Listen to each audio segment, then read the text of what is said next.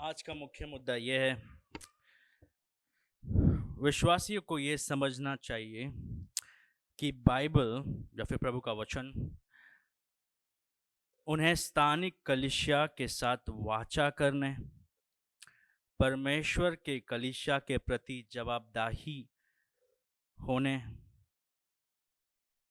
वाचा समुदाय के अधीन होने और मसीह के शरीर के निर्माण में योगदान करने के लिए बुलाती है। फिर से मैं दोहराता हूँ, विश्वासियों को यह समझना चाहिए कि बाइबल उन्हें स्थानिक कलीसिया के साथ वाचा करने, परमेश्वर के कलीसिया के प्रति जवाबदाही होने, वाचा समुदाय के अधीन होने और मसीह के शरीर के निर्माण में योगदान करने के लिए बुलाती है। हम बहुत सारे पदों के द्वारा इस मुख्य विचार पर चर्चा करेंगे। अगर आप एक स्त्री हो या फिर पुरुष हो, उदाहरण को हम स्त्री के लिए लेते हैं, आप किससे शादी करना चाहते हो और जो पुरुष आपसे शादी करना चाहता है वो आपसे आकर ये कहता है कि मैं आपसे बहुत प्रेम करता हूँ, आपके लिए सब कुछ कर सकता हूँ, आपके लिए मैं चांद तक जा सकता हूँ, आपके लिए मैं चांद को लेके आ सकता हूँ, आपके लिए मैं सब त्याग दे सकता हूँ, मैं आग पर भी चल सकता हूँ, क्योंकि ये चीज़ करने के द्वारा मैं अपने प्रेम को जता सकूं, मैं आपको दिखा सकूं कि मैं आपसे कितना प्रेम कर सकता हूं। संक्षेप में, मैं आपके लिए सब कुछ दे सकता हूं, मेरी जान भी, लेकिन एक चीज़ नहीं करना चाहता हूं, मैं वाचा नहीं करना चाहता हूं आपसे। मैं बहुतों के बीच आप से ये नहीं कहना चाहता हूं कि सुख में दुख में हमारा रिश्ता कभी हटेगा नहीं, लेकिन मैं आपसे बहुत प्रेम करता हूँ, मैं आपके लिए सब कुछ कर सकता हूँ, लेकिन वाचा नहीं बांध सकता हूँ कि आपके साथ आखिरी तक मैं रहूंगा। भाई और बहनों, कितने लोग ऐसे व्यक्ति से शादी करेंगे जो कह रहा है कि सब वाचा को या फिर सब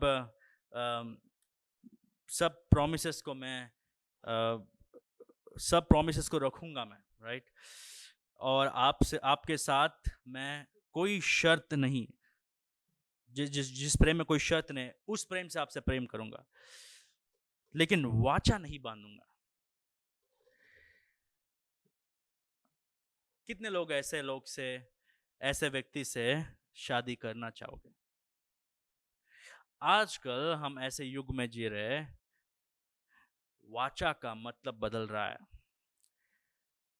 ये बहुत दुखी की बात है कि ये व्यक्ति हर एक ख्रिस्ती को दर्शाता है। आज ऐसे ख्रिस्ती है जो कहते हैं हम यीशु मसीह के लिए जान देंगे, हम यीशु मसीह के लिए जिएंगे, लेकिन हम कलीसिया के साथ जुड़ना नहीं चाहते हैं, हम नियमित रीति से कलीसिया को आना नहीं चाहते, हमको यीशु मसीह से प्रेम है, लेकिन वाचा बांधने के लिए बोलो मत।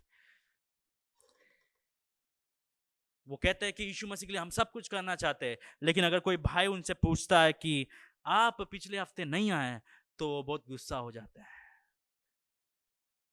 ये इसलिए है क्योंकि हम कलीसिया के साथ वाचा नहीं बांधना चाहते। अगर आजकल का शब्द को इस्तेमाल करूं तो बहुत सारे ख्रिस्ती कलीसिया के साथ डेटिंग कर रहे हैं, शादी करने में कोई दिलचस्पी नहीं है।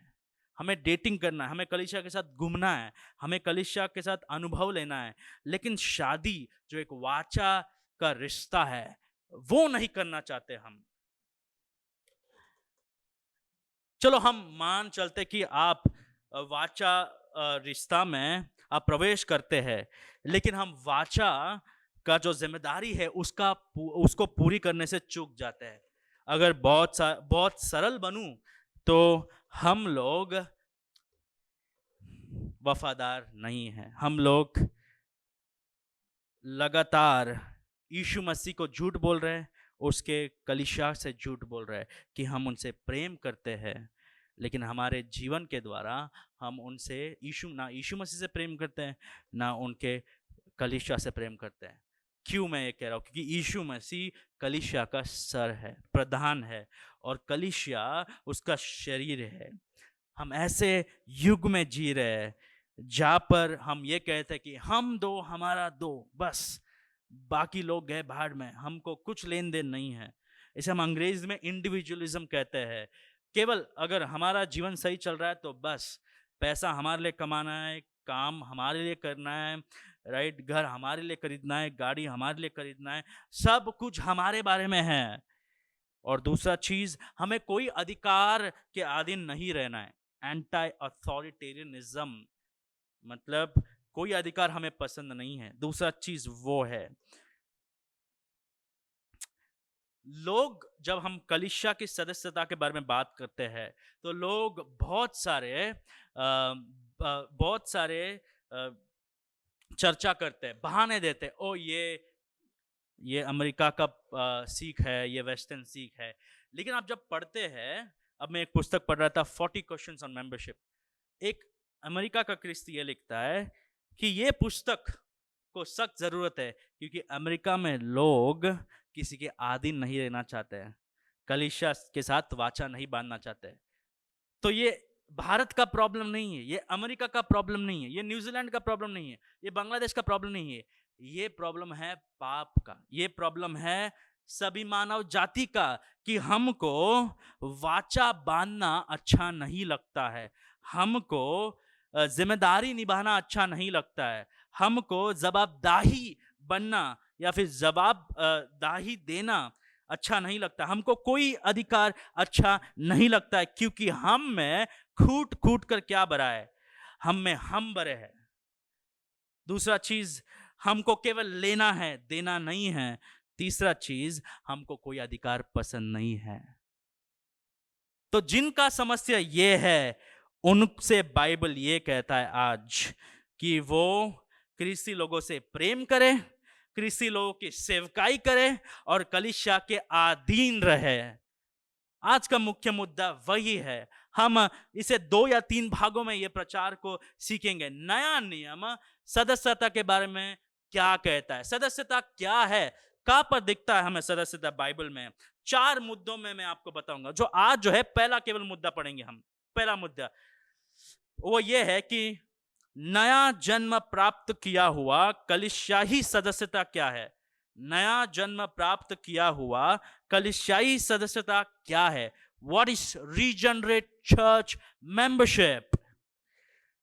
इसको हम 4 मुद्दों में देखेंगे। पहला प्रश्न का उत्तर हम 4 मुद्दों में देंगे। पहला यह है कि सदस्यता स्थानिक कलीसिया और विश्वासियों के बीच की एक वाचा है। दूसरा मुद्दा यह है, सदस्यता एक विश्वासी और स्थानिक कलीसिया के बीच की एक जवाबदारी है। तीसरा चीज, सदस्यता एक स्थानिक कलीसिया के लिए विश्वासी का एक संपर्ण है। चौथा चीज, सदस्यता एक स्थानिक कलीसिया के लिए एक विश्वासी का योगदान है। तो 4 चीज है। पहला चीज, एक वाचा आप बांधते हैं जब आप कहते हैं कि हमको सदस्य बनना है। तो दूसरा चीज, आप ये कहते हैं कि हमको जवाबदेही बनना है, हमको जिम्मेदारी निभाना है, हमको अकाउंटेबल बनना है। तीसरा चीज ये है कि हमको कलीसिया के अधीन रहना है। और चौथा चीज, हमको योगदान देना है। ये 4 चीज नया नियम में बार बार दोहराया जाता है। तो पहला चीज क्या है, कलीसिया का सदस्यता क्या है? कलीसिया का सदस्यता एक वाचा है। अगर आप देखें आजू बाजू में, हर एक रिश्ता में एक वाचा है, राइट। शादी में एक वाचा है, राइट। शादी का मतलब क्या है? शादी कब शादी बन जाता है? When does marriage consummate? जब पुरुष और स्त्री एक दूसरे को देखते हुए वाचा बांधते, कहते कि हम ये करना चाहते। क्या करना चाहते? हम एक दूसरे से प्रेम करना चाहते, एक दूसरे के लिए जीना चाहते, एक दूसरे की सेवकाई करना चाहते, सुख दुख में एक दूसरे के साथ निभाना चाहते। जब ये शब्दों को हम बोलते हैं या फिर ये शब्दों को के अधीन हम बन जाते, तब हमारा शादी परमेश्वर के सामने और दूसरे लोगों के सामने एक शादी बन जाता है। और जब हम शरीर में एक हो जाते हैं, वो शादी जो है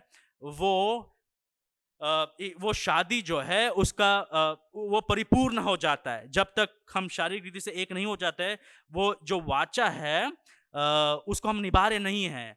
कैसे एक होना है? शरीर रीति से हम एक हुए। अब हम में कोई भी बीच में नहीं आएगा हमारे बीच में, उसको हम क्या कहते हैं? वाचा कहते हैं। तो शादी में हमें वाचा दिखता है, आप काम कर रहे काम में हमें वाचा दिखता है, राइट? आपका बॉस जो है दफ्तर में, वो आपसे कुछ आशा करता है, वो एक वाचा है। आप कह रहे हैं कि हम 8 बजे आएंगे, हम 4 बजे जाएंगे। क्या आप कह सकते हैं दफ्तर में कि नहीं नहीं, हमको जब आना है तब आएंगे भैया, हमको जब आना है तब आएंगे, हमें कुछ नियमों का पालन करना पड़ता है। तो वहां पे भी हमें क्या दिखता है?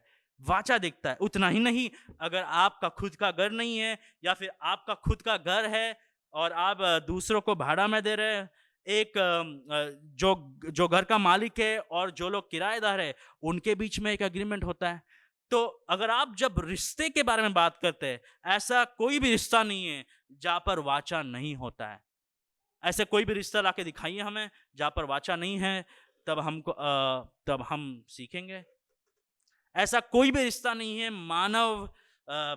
मानव जीवन में जहां पर वाचा हमें दिखता नहीं है।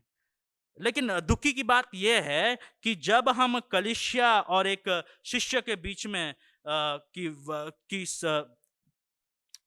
की रिलेशनशिप के बारे में बात करते हैं, तब हम ये सोच कर समझते हैं कि हमको कलीसिया केवल आना है, लेकिन कलीसिया के साथ जुड़ना नहीं है, हमें वाचा नहीं बांधना है। हमारा कलीसिया के साथ उतना ही जिम्मेदारी है, या फिर हमारा रिलेशनशिप, हमारा जो कर्तव्य उतना ही है, केवल आना है, बैठ कर चले जाना है। ये एक झूठ है।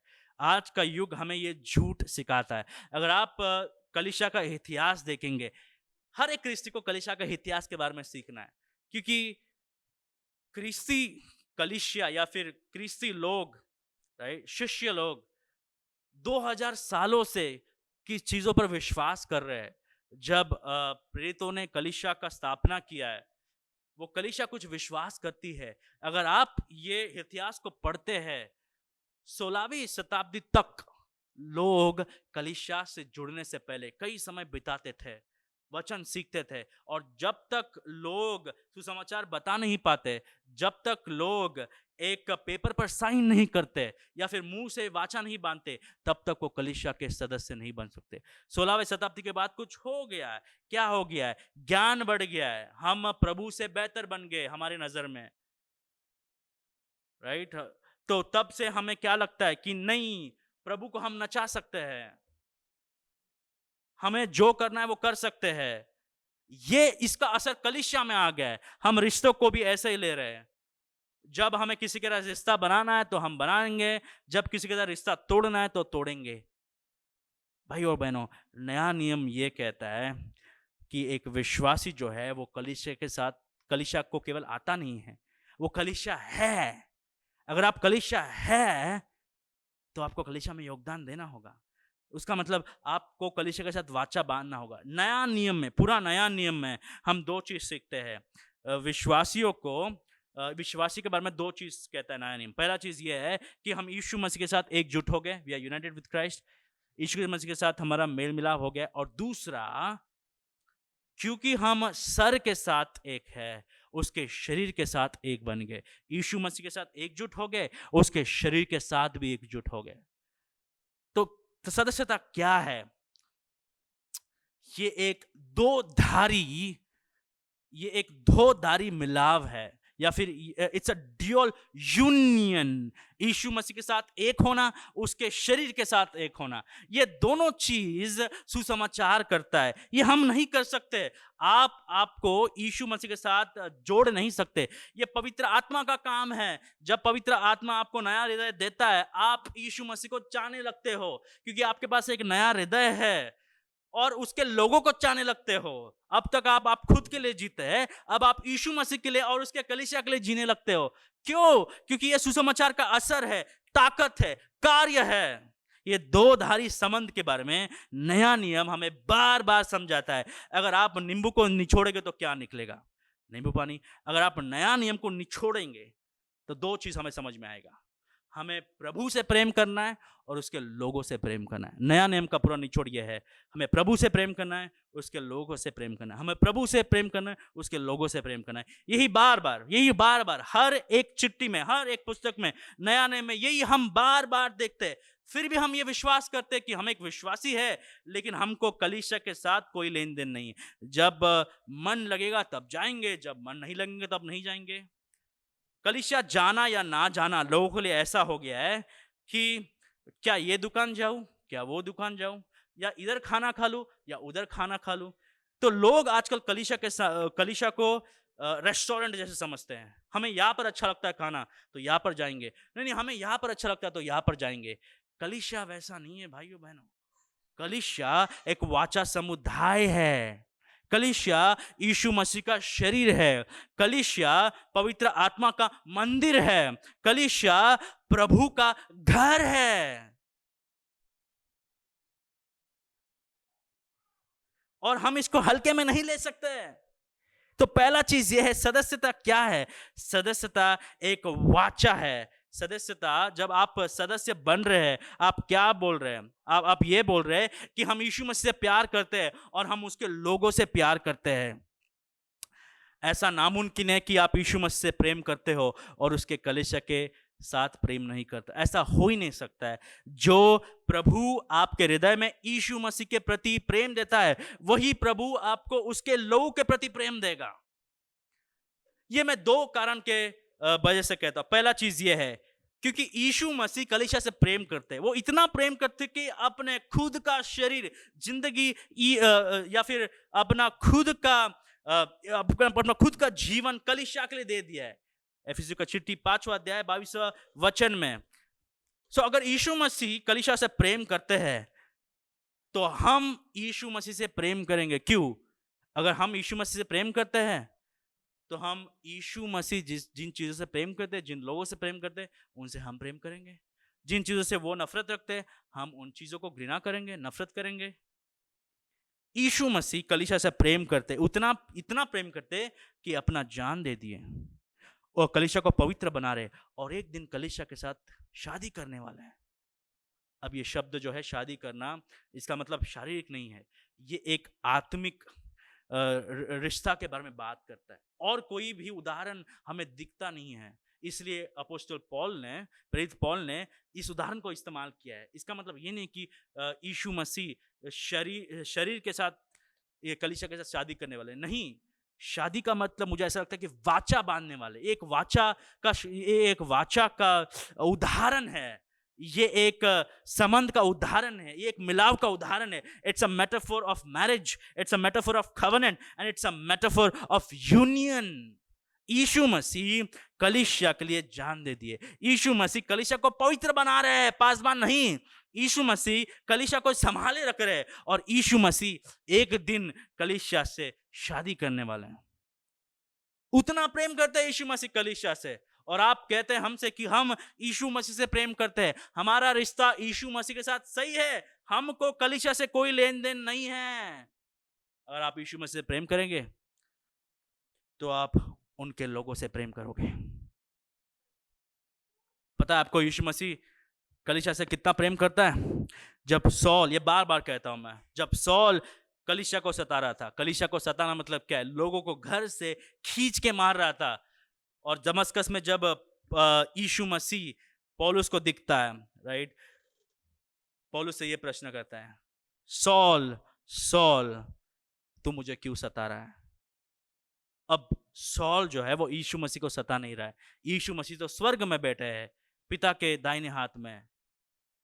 लेकिन प्रभु का वचन ये कहता है, जो कोई यीशु मसीह के साथ जुड़े हैं वो यीशु मसीह के साथ स्वर्गीय स्थानों में बैठे हैं। मतलब उनको कोई अलग नहीं कर सकता है। हम यहां पर है, लेकिन एक नजर में, आत्मिक रीति से, आत्मिक रूप में हम यीशु मसीह के साथ स्वर्गीय स्थानों में बैठे हैं। वो एकजुट है या फिर एकजुटता है, वो एक यूनियन है यीशु मसीह और उसके लोगों के साथ।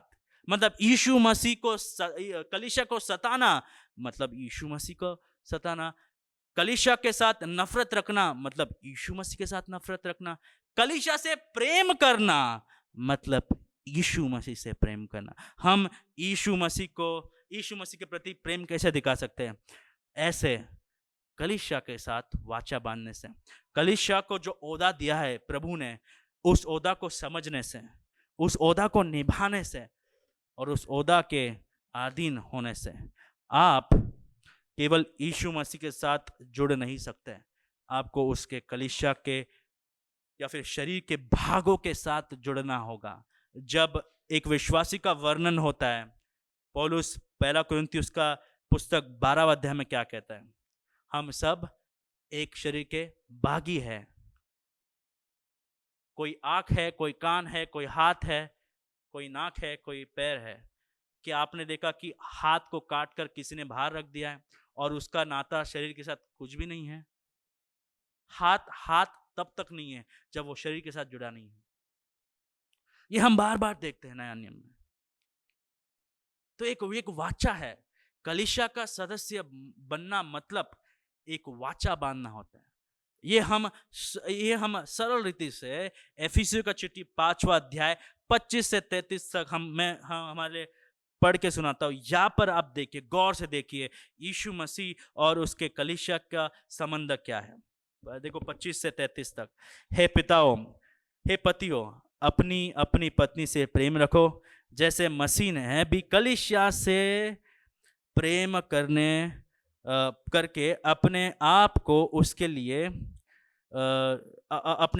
उसके लिए दे दिया, मतलब मर गया, कि उसको वचन के द्वारा जल के स्नान से शुद्ध करके पवित्र बनाए और उसे एक ऐसी तेजस्वी कलीसिया बनाकर अपने पास खड़ी करे, जिसमें ना कलंक, ना झुर्री, ना कोई और ऐसी वस्तु हो, वरन पवित्र और निर्दोष हो। इसी प्रकार उचित है कि पति अपनी अपनी पत्नी से अपनी देह के समान प्रेम रखें। जो अपनी पत्नी से प्रेम रखता है वो अपने आप से प्रेम रखता है, क्योंकि किसी ने कभी अपने शरीर से बैर नहीं रखा, वरन उसका पालन पोषण करता है, जैसे मसीह भी कलीसिया के साथ करता है, इसलिए कि हम उसकी देह के अंग हैं। कलीसिया के देह के अंग है। इस कारण मनुष्य अपने माता पिता को छोड़कर अपनी पत्नी से मिला रहेगा और वे दोनों एक तन होंगे। यह भेद तो बड़ा है, पर मैं यहाँ मसीह और कलीसिया के विषय में कहता हूँ। पर तुम में से हर एक अपनी पत्नी से अपने समान प्रेम रखे और पत्नी भी अपने पति का भय माने। यहाँ पर दो रिश्ता दिख रहा है हमें। पति जब पत्नी से प्रेम रखता है, वो प्रेम कैसे दिखाता है? ऐसा दिखाना चाहिए जैसे यीशु मसीह ने दिखाया। यीशु मसीह ने कलीसिया के लिए क्या किया है? अपना जान दे दिया। यीशु मसीह कलीसिया का देखभाल करता है उस दिन तक जब तक वो अपने सामने ना खड़ा करें। एक दिन यीशु मसीह अपने सामने कलीसिया को खड़ा करेंगे निर्दोष पवित्र से। उतना ही नहीं, दूसरा चीज क्या है? जब पति अपने पत्नी से प्रेम करता है तो पौलुस कहता है वो खुद से प्रेम करता है, क्योंकि वो दोनों एक है। और तीसरा चीज यह है कि कोई अपने शरीर से नफरत नहीं करता है। मतलब क्या है? अगर आप और आपकी पति और पत्नी एक है, इसका मतलब वो कभी भी पत्नी से नफरत नहीं करेगा। तो इस उदाहरण से हमें क्या सीखने मिलता है? हमें 4 चीज सीखने मिलता है। यीशु मसीह कलीसिया से प्रेम करते हैं, यीशु मसीह कलीसिया में काम कर रहे हैं, यीशु मसीह और कलीसिया के बीच एक बहुत ही गहरा संबंध है। मसीह और उसके कलीसिया के बीच मिलन को दर्शाने वाला सबसे करीबी संबंध विवाह है। और विवाह क्या है? एक वाचा है। इसलिए जैसे यीशु मसीह और उसके कलीसिया का बीच का संबंध एक वाचा जैसा है, वैसे ही आपका एक सदस्य, केबीसी का सदस्य, आपका संबंध केबीसी के साथ कैसा होना चाहिए? एक वाचा संबंध होना चाहिए। हम लोगों को प्रभु ने इसलिए बुलाया ताकि हम हर एक सदस्य से प्रेम करें, हर एक सदस्य की सेवकाई करें, हर एक सदस्य की देखभाल करें, हर एक सदस्य को शिष्य बनाए। क्या वो शिष्य बन रहा है? क्या मैं योगदान दे सकता हूँ, या फिर मैं उसे सीख सकता हूँ? ये सारा चीज करने के लिए यीशु मसीह हमको बुलाए हैं। हम लोग, ऐसा कोई भी सदस्य नहीं हो सकता जो टाइम पास कर रहा है कलीसिया के साथ। ऐसा कोई भी सदस्य नहीं हो सकता है कलीसिया में जो कलीसिया के साथ खिलवाड़ कर रहा है। हमारा रिश्ता कलीसिया के प्रति एक गहरा रिश्ता है, ऐसा सीरियस रिलेशनशिप। प्रभु हमसे एक दिन पूछने वाला है, आपने मेरे बीवी या कलीसिया के साथ बर्ताव कैसे रखा? हम लोग जवाब देने वाले हैं, क्योंकि जब हम कलीसिया से प्रेम करते हैं, हम यीशु मसीह से प्रेम कर रहे हैं, क्योंकि वो कलीसिया का सर है। तो भाइयों बहनों, आपका कलीसिया के प्रति विचार क्या है? क्या कलीसिया आपके लिए टाइम पास का समय है, या फिर आपके रिश्तेदार से मिलने का समय है, या फिर आप कलीसिया इसलिए आते हैं क्योंकि आपको यहाँ पर कुछ करने मिलता है? अगर मैं कलीसिया में इसलिए आ रहा हूँ क्योंकि मुझे प्रचार करने मिलता है, तो मेरा कलीसिया के प्रति बहुत छोटा नजर है।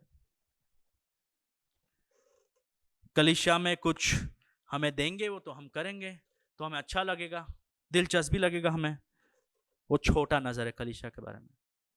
आप खुद के बारे में सोच रहे हैं।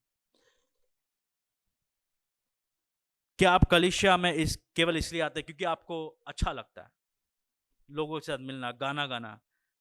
आप इसलिए नहीं आते क्योंकि कलीसिया परमेश्वर का शरीर है, यीशु मसीह का शरीर है। क्या आप कलीसिया में वाकई में प्रेम करते हैं, कलीसिया से वाकई में प्रेम करते हैं? क्योंकि प्रभु का प्रेम जो आपके अंदर है, वो आपको कलीसिया के शरीर के प्रति प्रेम करने में सहायता करता है। भाई और बहनों, कलीसिया को हल्के में मत लीजिए। ये एक वाचा समुदाय है। कलीसिया के साथ खिलवाड़ मत कीजिए। कलीसिया को अपने जरूरतों के लिए इस्तेमाल मत कीजिए। कलीसिया को अपनी सेवकाई करने के लिए इस्तेमाल मत कीजिए। कलीसिया के साथ झूठ मत बोलिए। कलीसिया को धोखा मत दीजिए। कलीसिया से प्रेम कीजिए जैसे यीशु मसीह ने कलीसिया से प्रेम किया। हम सदस्य बनेंगे। जब आप ये कहते हैं तब आप वाचा बांध रहे हैं। क्या बोल रहे हैं? हम नियमित रीति से आएंगे, हर रविवार को आएंगे। हम लोगों के बारे में प्रार्थना करेंगे। हम वचन सीखेंगे। हम लोगों को अपने शरीर जैसे प्रेम करेंगे। जब आप एक सदस्य बनना चाहते हो तो ये दाम को चुकाना है आपको। हर एक सदस्य को ये सोचकर समझकर कलीसिया के साथ एक वाचा बांधना है, क्योंकि कलीसिया यीशु मसीह का शरीर है और यीशु मसीह कलीसिया के साथ प्रेम रखते हैं। अगर आप कलीसिया के सदस्य इसलिए बनना चाहते हो क्योंकि आपकी सेवकाई हो, क्योंकि आप एक बड़ा व्यक्ति बन सके, या फिर आपकी कुछ जरूरत है उसको पूरी करने के लिए, तो आप कलीसिया से प्रेम नहीं करते हो। कलीसिया की सेवकाई कीजिए। वो है पहला चीज। सदस्यता क्या है? सदस्यता एक वाचा है, एक वाचा संबंध है। दूसरा चीज, कलीसिया का सदस्यता क्या है? सदस्यता एक विश्वासी और स्थानिक कलीसिया के बीच की एक जवाबदेही है। मानव लोगों को जवाबदेही रहना पसंद नहीं है। हम हमारे ही प्रभु बनते हैं, हम हमारे ही राजा हैं। हमें मूवीज भी वही सिखाते हैं, गाने भी हम वैसे ही सुनते हैं जहां पर हम बड़े दिखते हैं और बाकी सब लोग कम दिखते हैं। लेकिन बाइबल ऐसा कहता है कि हर एक सदस्य को कलीसिया के अधीन रहना है। जब आप कह रहे हैं कि हम कलीसिया के सदस्य बनेंगे, तो बाइबल ये कहता है कि एक दूसरे से हर दिन बात कीजिए, एक दूसरे को हर दिन समझाइए, प्रोत्साहित कीजिए। आप अगर कहते हैं कि नहीं हमें कलीसिया के सदस्य है, लेकिन हम हमारे बीवी के प्रति कैसे बर्ताव कर रहे, इससे आप कुछ नहीं कह सकते, तो आपको कलीसिया का मतलब नहीं पता है। जब आप एक सदस्य बन जाओगे तब आपका जो भी काम है, आपका जो भी रिश्ता है, उसमें कलीसिया दखलंदाजी दे सकती है। क्यों? क्योंकि कोई भी चीज आपको अगर यीशु मसीह से दूर लेके जाती है, तब कलीसिया को आपके रिश्तों में दखलंदाजी देना होगा। क्यों? क्योंकि हम आपसे प्रेम करते हैं। आपका समय कैसे इस्तेमाल कर रहे हैं आप, आपके पैसे कैसे इस्तेमाल कर रहे हैं आप, आपके रिश्ते कैसे हैं, ये सब का ख्याल कलीसिया रखता है। ये एक जिम्मेदारी है। कलीसिया प्रभु का शरीर है, और जब आप कलीसिया के सदस्य बनते हैं तो बाइबल ये कहता है कि आपको एक जवाबदेही बनना है, आपको जवाबदारी देना है। आप कैसे जी रहे हैं, क्या आप सुसमाचार जानते हैं क्या नहीं, क्या आत्मिक वरदान इस्तेमाल कर रहे हो क्या नहीं, कब आ रहे, कब जा रहे, क्यों आ रहे, क्यों नहीं आ रहे, ये सब प्रश्नों का उत्तर आपको देना होगा। ये एक रिश्ता ऐसा रिश्ता है जैसे माँ बाप के अधीन बच्चे हैं, और बच्चों को जवाबदेही बनना है, उनको जिम्मेदारी निभाना है, माँ बाप के बातों को सुनना। वैसे कलीसिया एक शरीर है, और शरीर के बातों को सुनना है, आपको यीशु मसीह के बातों को सुनना है। ये एक रिश्ता ऐसा रिश्ता है जहाँ पर एक विश्वासी कलीसिया से कहता है कि मुझसे जवाब लो, मैं मेरा जीवन कैसे जी रहा हूं, ये इसका प्रश्न पूछो मुझसे।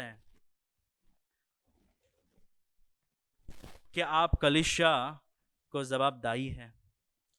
ये हमें कैसे दिखता है? जब कोई आपको पूछता है कि आपके परिवार में कैसा चालू है, आप क्यों नहीं आ रहे, आपका आत्मिक जीवन कैसा चालू है, अगर आपको इस चीज से गुस्सा आता है, तो अभी भी आपको कलीसिया और एक सदस्य के बीच में का रिश्ता पता नहीं है। तो दूसरा चीज क्या है? कलीसिया का सदस्यता एक विश्वासी और स्थानिक कलीसिया के बीच की एक जवाबदारी है।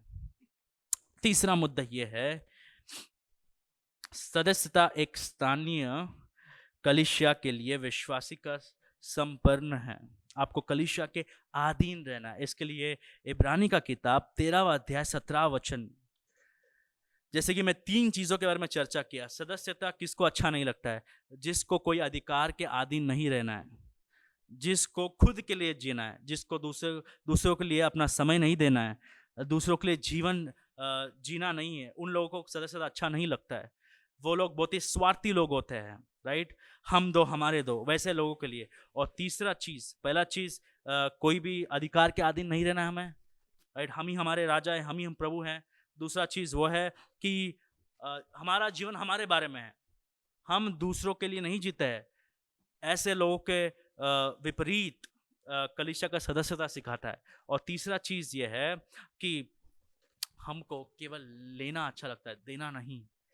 उन लोगों को प्रभु का वचन देखिए क्या कहता है। देखिए इब्रानियों का किताब 13वां अध्याय 17वां वचन, अपने अगुओं के आज्ञा मानो और उनके अधीन रहो, क्योंकि वो उनके समान तुम्हारे प्राणों के लिए जागते रहते हैं, जिन्हें लेखा देना पड़ेगा। वे ये काम आनंद से करें, ना कि ठंडी सांस ले लेकर, क्योंकि इस दशा में तुम्हें कुछ लाभ नहीं। हर एक सदस्य को ऐसे पासबानों के अधीन रहना है जो वचन सिखा सकते हैं, जो चरित्र में यीशु मसीह जैसे है। अब पासबान कैसे होने चाहिए, अगुवे कैसे होने चाहिए? देखिए यहाँ पर पासबान नहीं बोला है, अगुवा नहीं बोला। अगुवे मतलब एक कलीसिया में बहुत सारे अगुवे होने चाहिए, पासबान होने चाहिए, एक टीम जैसे कलीसिया को चलाना चाहिए। उनके अधीन हर एक विश्वासी को रहना है, उनका बात मानना है। अब इसका मतलब ये नहीं कि ये लोग प्रभु है, नहीं। इनका जिम्मेदारी क्या है? देखिए, वो तुम्हारे प्राणों के लिए जागते रहते हैं। अब किसके प्राणों के लिए जागते रहेंगे? अगर एक हफ्ते 80 लोग आएंगे, एक हफ्ते 60 लोग आएंगे, फिर उसके बाद 50 लोग आएंगे, फिर उसके बाद 30 लोग आएंगे, इनको पता ही नहीं किसके बारे में जवाबदारी देना है। इनको पता ही नहीं, पासबान को या फिर अगुवे को, किसके बारे में मुझे हिसाब देना है प्रभु को, लेख देख किसके बारे में देना है। सदस्यता एक ऐसा प्रथा है, जो लोग अगुवे के अधीन रहना चाहते हैं, केवल उनके बारे में अगुवे लोग लेख देख देते, केवल उनके बारे में, उनके प्राणों के लिए वो जागते रहते हैं। हर एक विश्वासियों को अगुवे के अधीन रहना, ये बाइबल का सीख है। और दूसरा वचन जो है, पहला थिस्सलुनीकियों का चिट्ठी 5वां अध्याय 12वां और 13वां वचन है। भाइयों, हम तुमसे विनती करते हैं कि जो तुम में परिश्रम करते हैं और प्रभु में तुम्हारे अगुवे हैं और तुम्हें शिक्षा देते हैं, उनका सम्मान करो और उनके काम के कारण प्रेम के साथ उनको बहुत ही आदर के योग्य समझो, आपस में मेल मिलाव से रहो। तो ऐसे कई लोग हैं कलीसिया में जिनको प्रभु ने कलीसिया में रखा, ये प्रभु का कलीसिया है, उनको प्रभु ने अगुवे बनाए हैं और उनको हिसाब देना है कि कितने लोग सदस्य थे, उनके लिए कैसे प्रचार किया है, कैसे प्रार्थना किया, उनके आत्मा के बारे में कैसे ख्याल रखा है। पासबानी केवल प्रचार करना नहीं है, पासबान का कर्तव्य या फिर पासबान का जिम्मेदारी ये है कि वो जागते रहना चाहिए। क्या ये सिस्टर यीशु मसीह को जानते हैं? क्या ये भाई यीशु मसीह को जानते हैं? अगर पासबान केवल यही सोच रहा है कि अच्छा आ रहे 50 लोग, अच्छा है, पैसा भी आ रहा है, अच्छा है, अच्छा एसी भी है यहाँ पर, ये सब ठीक है, आराधना हो रहा है, बस, ये पासबानी नहीं है। प्रभु केवल इतना ही आशा नहीं रखते। प्रभु ये चाहते हैं कि अगुवे को हिसाब देना है। अब ये बताइए मुझे, एक अगुवा, एक पासबान जो वन मैन शो चलाता है कलीसिया में, 60 लोगों के बारे में कैसे जवाबदारी देगा? अगर वो सुपरमैन है तो दे सकता है। भारत में बहुत सारे सुपरमैन लोग हैं जो कलीसिया के सबको चला सकते हैं, लेकिन बाइबल ऐसे कोई सुपरमैन को नहीं जानता है। पासबान लोग, अगुवे लोग यीशु मसीह के चेले हैं, जिनको एक जिम्मेदारी दिया गया है, जिनको वरदान दिए गए हैं, और वो लोग यीशु मसीह पर आधारित होकर, आत्मा नियंत्रण होकर कलीसिया को चलाते, प्रचार करते हैं, आत्मा के बारे में जागते। अब किसके बारे में हिसाब देंगे? अगर सदस्यता है ही नहीं तो उन्हें पता ही नहीं है। मैं जो लोग सीबीडी में मिल रहे उनके बारे में जवाब दे ही नहीं हूं, उनके लिए जागता नहीं रहता हूं। मैं पनवेल में जो लोग मिल रहे उनके बारे में हिसाब नहीं देने वाला हूं। यहाँ पर हर रविवार को जो लोग आएंगे उनके बारे में मैं एक अगुवे होने के नाते उनका कदर रखता हूं। जो लोग वाचा नहीं बांधते उनके साथ हमारा कोई लेन देन नहीं है, क्योंकि आप वाचा नहीं बांध रहे तो हम आपके बारे में कैसे जवाबदेही रहेंगे। आप वाचा नहीं, आप आ नहीं रहे तो हमें कैसा पता होगा कि आपके जीवन में क्या चल रहा है? पासबानी एक टाइटल नहीं है, पासबानी एक जिम्मेदारी है। इतना बड़ा जिम्मेदारी है कि कितने लोग मिल रहे हैं कलीसिया में, कितने लोग सदस्य, उनके सब के आत्मा का हिसाब प्रभु पासबानों से लेंगे। इसीलिए प्रभु कहते हैं कि उनके अधीन रहो। एक बोझ से बड़ा काम है, ये खुद की सेवकाई करने का काम नहीं है। इसलिए कई लोगों को सदस्यता अच्छा नहीं लगता है, क्योंकि हमको किसी के अधीन नहीं रहना है। अगर आपको किसी के अधीन नहीं रहना है तो हो सकता है आप शैतान के दोस्त हो, क्योंकि उसको भी किसी के अधीन नहीं रहना है। प्रभु के लोग प्रभु के अधीन रहते हैं। ये कैसे दिखता है हमें? सबसे बड़ा पिता है, सबसे बड़ा अधिकार पिता है, उसके नीचे पुत्र है। उसका मतलब ये नहीं कि पिता, पुत्र, पवित्र आत्मा में कोई ये तीन परमेश्वर है, नहीं, एक परमेश्वर है, तीनों समान है। पिता, पुत्र, पवित्र आत्मा तीनों भी दैवी है, सब में दैवी गुण है। लेकिन पुत्र वो पिता के अधीन रहता है, पवित्र आत्मा वो पुत्र के अधीन रहता है। अधीन रहने का मतलब ये नहीं कि वो छोटे हैं, वो छोटे प्रभु है। आज ही हमने देखा था, तो यीशु मसीह जब आते हैं धरती पर, तो यीशु मसीह ये कहते हैं कि मैं वही करूंगा जो चीज पिता ने मुझे कहा। तो यीशु मसीह भी पिता के अधीन रहता है। अधीन रहने का मतलब ये नहीं कि हम उनसे छोटे हैं। अधीन रहने का मतलब ये है कि ये प्रभु का डिजाइन है। प्रभु का एक ढांचा है, प्रभु का ये एक निर्णय है। प्रभु ऐसे चाहते हैं संसार हो। तो हमारे परमेश्वर में ही हम देख सकते हैं आधीन रहना। फिर हमारे परिवार में कैसा दिखता है? पति जो है वो अधिकार है। यीशु मसीह ने पति को अधिकार दिया है। वो अधिकार को कैसे इस्तेमाल करता है? अपने बीवी से प्रेम करता है, बीवी के लिए परिश्रम करता है, बीवी का पालन पोषण करने के लिए काम करता है। उसके नीचे कौन है? पत्नी। उसको पत्नी को पति के अधीन रहना है, और उसके नीचे बच्चे हैं। बच्चे घर नहीं चला सकते हैं। कलीसिया में भी वैसे ही कोई बड़ा कोई नीचा नहीं है, लेकिन क्योंकि प्रभु अधिकार को ऐसे बताते हैं, कलीसिया के अगुवे जो है वो कलीसिया को चलाते हैं, लेकिन कलीसिया का राज्य कौन करते हैं? सदस्य। इसको हम एल्डर लेड कांग्रेगेशनली गवर्नड कलीसिया कहते हैं। हम इस पर विश्वास करते हैं कि पासवानों के पास अधिकार है, लेकिन वो अधिकार केवल बाइबल देता है। वो अधिकार किसके लिए है? वचन से लोगों से कहना कि ये करो, ये मत करो। उनके जीवन में क्या अच्छा है, क्या अच्छा नहीं है, वो देखना। उनके आत्मा के बारे में जागते रहना। ये अधिकार को पासवान इस्तेमाल करता है। ये अधिकार पासवान इस्तेमाल करते हुए लोगों को यीशु मसीह में चलाता है। सदस्यता क्या है? सदस्यता कलीसिया के अधीन रहना है, और लोगों को ये अच्छा नहीं लगता है। किसी के अधीन रहना अच्छा नहीं लगता है। लोगों को ये अच्छा नहीं लगता है जब पूछते कि आप लोग लेट क्यों आ रहे हैं? 3:30 बजे का सर्विस है, आप लोग 15 मिनट लेट आते हैं। लोगों को बुरा लगता है। लेकिन आप अगर एक सदस्य है तो हर एक सदस्य को पूछने की जिम्मेदारी है। हर एक सदस्य के पास अधिकार है कि भाई आप क्यों नहीं आ रहे हैं, बहन आप क्यों नहीं आ रहे हैं। हमने देखा, आपने वो स्त्री के साथ बात कर रहे थे। अगर आप शादीशुदा है तो स्त्रियों के साथ क्यों बात कर रहे हैं, वो भी ऐसे जगह में जहाँ पर कोई नहीं है। ये अधिकार सबके पास है, इसलिए लोगों को अच्छा नहीं लगता है सदस्य बनना। आखिर में सदस्यता क्या है?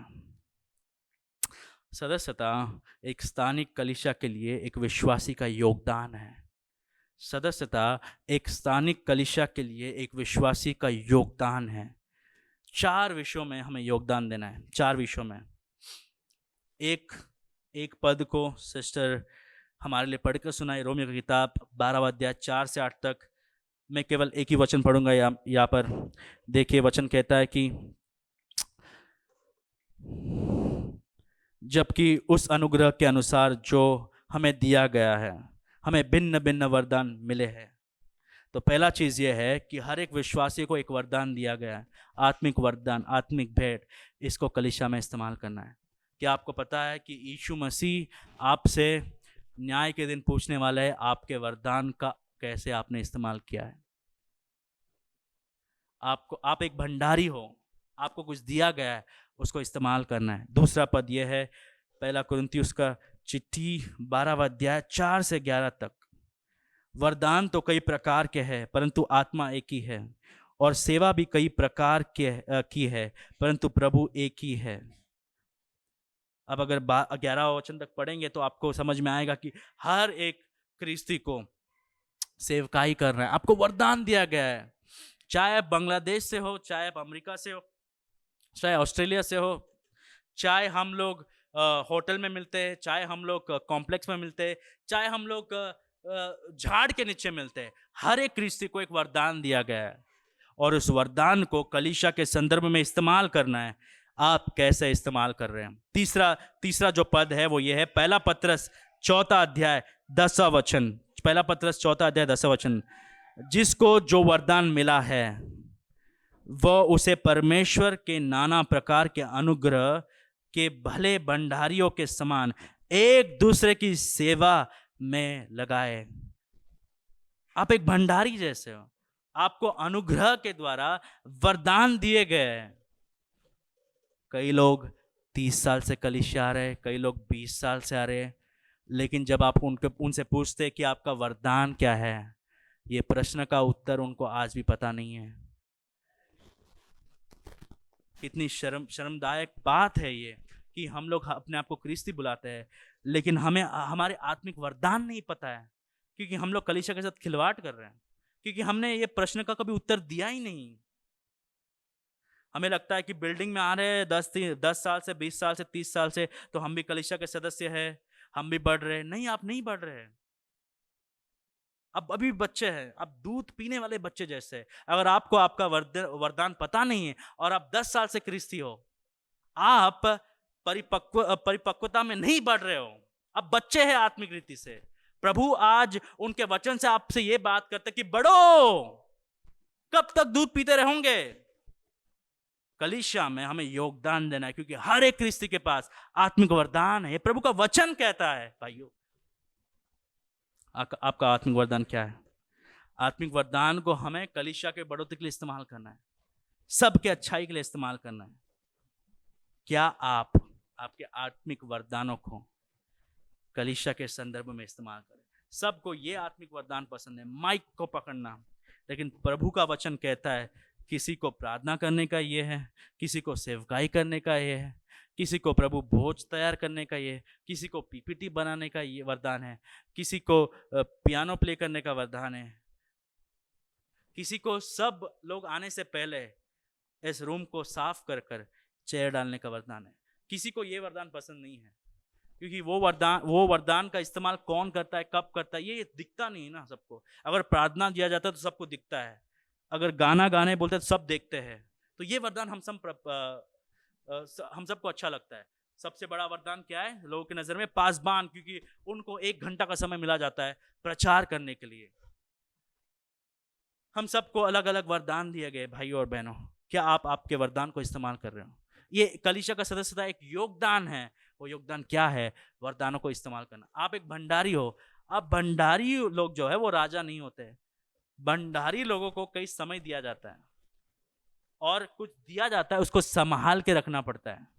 अगर हर एक क्रिस्ती एक भंडारी है तो उसका एक राजा भी होगा, उसका एक मालिक भी होगा, और वो मालिक एक दिन आने वाला है और हमसे पूछने वाला है कि हमने जो हमें दिया गया है उसको कैसे इस्तेमाल किया है। बहुत सारे लोग बोलते हैं ना, हमको समय नहीं है, समय नहीं है। हमें ऐसा लगता है कि जब यीशु मसीह हमसे पूछेंगे कि आप क्यों नहीं आए कलीसिया, आपने कलीसिया को समय नहीं दिया, तो हमारा उत्तर क्या रहेगा? तो यीशु मसीह ऐसा है कि हम काम करते हैं, हमें बस समय नहीं, हम मुंबई में रहते हैं। क्या आपका उत्तर वही रहेगा यीशु मसीह को? उस आखिरी दिन जब यीशु मसीह हमसे हिसाब लेने वाला है, क्या हम यही उत्तर देने वाले हैं उनको? हम किसको झूठ बोल रहे हैं कि हमारे पास समय नहीं है? एक हृदय का समस्या है, समय का समस्या नहीं। अगर हम 8 बजे ऑफिस जा सकते हैं, घर संभाल सकते हैं, तो कुछ घंटे कलीसिया के लिए क्यों नहीं दे सकते हैं? ये समय का समय नहीं है, समस्या नहीं है, ये हृदय का समस्या है। पहला चीज हमें योगदान देना है। दूसरा चीज हमें कलीसिया को हमारे समय देना है। पहला चीज आत्मिक वरदानों का इस्तेमाल करना है, दूसरा चीज आपको समय देना है। इब्रानी का किताब 10वां अध्याय 24 और 25, और प्रेम और भले कामों में उकसाने के लिए हम एक दूसरे के की चिंता किया करें और एक दूसरे के साथ इकट्ठा होना ना छोड़े। जब आप इकट्ठा होते हैं, इसका इसका इसका इसका पर्पस क्या है, उद्देश्य क्या है?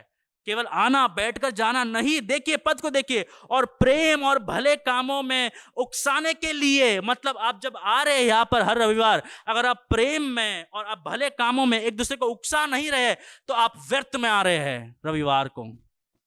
कैसे उकसा रहे हैं आप रविवार को एक दूसरे को? सुसमाचार गाते हुए, सुसमाचार बोलते हुए। उकसाने के लिए हम एक दूसरे की चिंता किया करें। क्या आप एक दूसरे की देखभाल कर रहे हैं, चिंता कर रहे हैं? कई भाई बहन नहीं है आज यहाँ पर। क्या आपको चिंता हो रहा है कहाँ कर गए वो लोग, क्यों नहीं आए? एक शरीर का हर एक सदस्य को ये चिंता होता है कि मेरा हाथ नहीं दिख रहा है आज, मेरा पैर नहीं दिख रहा है आज, कहाँ गए, कई दिनों से नहीं आ रहे। एक क्रिस्ती का अनुभव होता है कलीसिया में। तीसरा चीज, पहला चीज हमारा आत्मिक वरदान को इस्तेमाल करना है, आत्मिक वरदान को देना है कलीसिया के लिए। दूसरा चीज़ हमारे समय को देना है। तीसरा चीज़ हमारे भावनाओं को देना है, हमारे भावनाओं को। देखिए रोमी का किताब 12वां अध्याय 15 से 16, आनंद करने वालों के साथ आनंद करो और रोने वालों के साथ रो, आपस में एक सा मन रखो, अभिमानी ना हो परंतु दीनों के साथ संगति रखो, अपनी दृष्टि में बुद्धिमान ना हो। भावनाओं को देना है कलीसिया में। पहला कुरिन्थियों का चिट्ठी 12वां अध्याय 26वां वचन, इसलिए यदि एक अंग दुख पाता है तो सब अंग उसके साथ दुख पाते हैं। इसका मतलब क्या है? अगर मैं आपसे पूछता हूं कि आप कैसे हैं? हाँ मैं ठीक हूं, लेकिन एक अंग जो है मेरा हाथ वो ठीक नहीं है। हम ऐसा उत्तर नहीं देते, बराबर। मैं ठीक नहीं हूं क्योंकि मेरा हाथ ठीक नहीं है। जब एक सदस्य दुख के द्वारा जाता है तो पूरा शरीर दुख को महसूस करता है। जब एक सदस्य को प्रमोशन मिलता है, दूसरे सदस्य रोते नहीं हैं, आनंद बनाते हैं। इसको कहते हैं कलीसिया। क्या आप अपने भावनाओं को कलीसिया के लिए दे रहे हैं? कहाँ व्यर्थ कर रहे हैं आपके भावनाओं को? आखिर में हमें कलीसिया के लिए हमारे पैसे को देना है। पहला कुरिन्थियों 16वां अध्याय पहला 2 वचन, अब उस चंदे के विषय में जो पवित्र लोगों के लिए किया जाता है, जैसे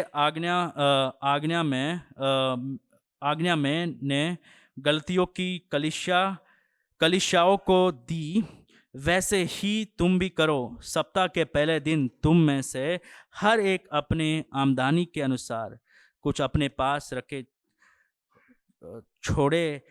छोड़ा करने की मेरे आने पर चंदा ना करना पड़े। तो पहले से ही कई पैसा इकट्ठा रखने बोला और सेवकाई के लिए देना बोला है। तो हमारे पैसे कलीसिया को देना है। क्या क्या देना है कलीसिया को? हमारा पहला आत्मिक वरदान। देखिए अगर हर एक सदस्य कलीसिया का सेवकाई नहीं कर रहा है तो कलीसिया कभी बढ़ेगा नहीं। प्रभु कलीसिया को कैसे बढ़ाता है? हर एक सदस्य अपना जिम्मेदारी निभा रहा है, और ये जब हर एक सदस्य अपना जिम्मेदारी जब निभाता है उसके द्वारा कलीसिया का बढ़ोतरी होता है। अगर आप आपके आत्मिक वरदान को इस्तेमाल नहीं कर रहे, इसका मतलब आप कलीसिया को बढ़ने से रोक रहे हैं। कलीसिया किसलिए नहीं बढ़ रहा है? क्योंकि हमारे वजह से नहीं बढ़ रहा है, बाहर के लोगों के वजह से नहीं, क्योंकि जो लोग अंदर है कलीसिया के सदस्य है वो लोग योगदान नहीं दे रहे हैं। दूसरा चीज, क्या आपका समय आप कलीसिया को दे रहे हैं? तीसरा चीज, क्या आपके भावनाओं को कलीसिया को दे रहे हैं? आखिरी, क्या आपके पैसे धन कलीसिया के लिए दे रहे हैं? यह है सदस्यता। सदस्यता क्या है? पहला भाग यह है, सदस्यता एक वाचा है, सदस्यता एक जवाबदेही है, सदस्यता कलीसिया के अधीन रहना है। आखिर में कलीसिया सदस्यता एक योगदान है। भाई और बहनों, अगर आप अपने आप को एक सदस्य बुलाते हैं, आपका योगदान क्या है? क्या आप कलीसिया से वाकई में प्रेम करते हो? आज का सीख यह है, स्थानीय कलीसिया एक वाचा समुदाय है। यहाँ पर हर एक सदस्य ने वाचा बांधा है, और हम सभी ने एक दूसरे से प्यार करने या फिर प्रेम करने, सेवा करने और एक दूसरे का निर्माण करने के लिए एक दूसरे के साथ वाचा की है। क्या क्या करने? प्रेम करने, सेवा करने और निर्माण करने। यह है कलीसिया का सदस्यता। ये सुनकर हमें क्या करना है? पहले तो सदस्यता का क्लास लेना है। अगर आपको नहीं पता है कि कलीसिया में सेवकाई कैसे करना है, तो सदस्य का क्लास जुड़िए। कि आपको आत्मिक जीवन में बढ़ना है तो कलीसिया का सदस्य का क्लास जुड़िए। हम ऑलरेडी सदस्य है तो योगदान क्यों नहीं दे रहे हैं? अगर आप ऑलरेडी सदस्य है और योगदान नहीं दे रहे तो मतलब आपको सदस्यता के बारे में और सीखना है, तो जुड़िए। दूसरा चीज, समय दीजिए कलीसिया को। कलीसिया का जो स्थान है वो आखिरी स्थान नहीं होना चाहिए।